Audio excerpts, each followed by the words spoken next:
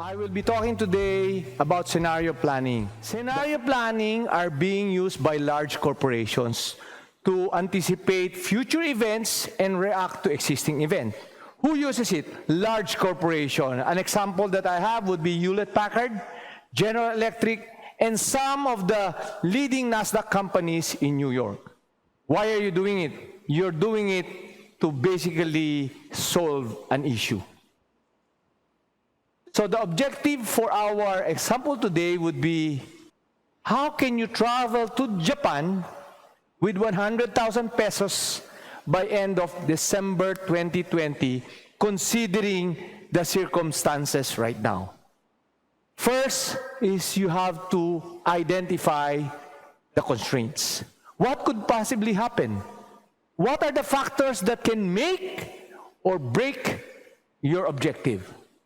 We will identify factors that are controllable, factors that are not controllable, but will make or break your objective. First one, if you're employed, definitely you still have to have an employment by 2020. Savings, definitely if you're not employed, you have to have savings.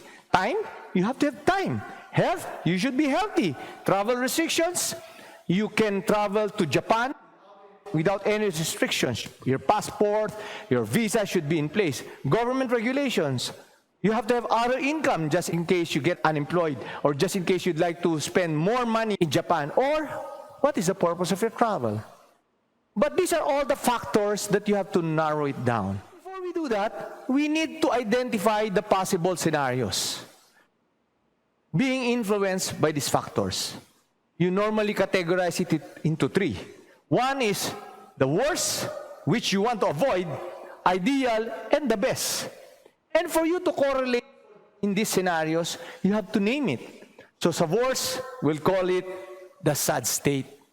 And for the ideal, definitely you'll be happy, but at the best scenario, you will be at cloud 9. So let's start. So you put it in a picture form, wherein on the right most part of the paper would be the factors affecting the scenario and the different states that we have identified. So first factor, employment. In the sad state, you might be terminated or resign. You have to avoid that. In the happy state, you should be employed. And in the cloud 9, you're due for promotion. These are the factors that would affect the end result. Next would be extra sources of income. In the unhappy state, you might need to borrow money. In the happy state, you have savings and side hustles or other income. And cloud 9, whatever it is, you want something. Hopefully, it's the lottery. Travel restrictions. Because of the pandemic right now or with the situation right now, sickness or when you're sick, you're not allowed to travel.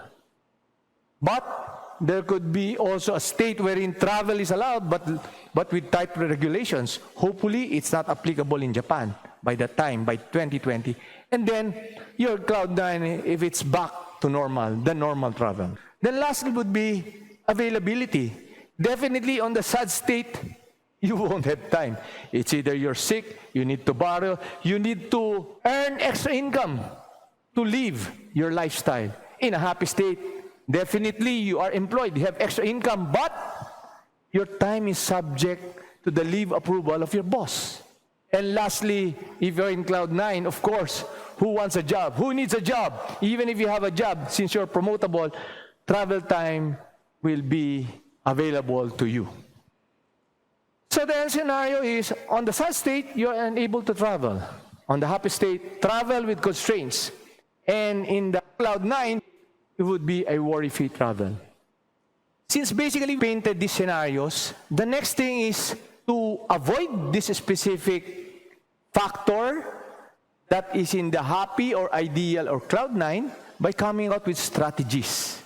And then there will be combinations of different scenarios that you normally have to prepare for to be proactive in making sure that you're in the scenario that is available on the time that you're doing it. Scenarios are needed to be proactive and to plan for the unexpected.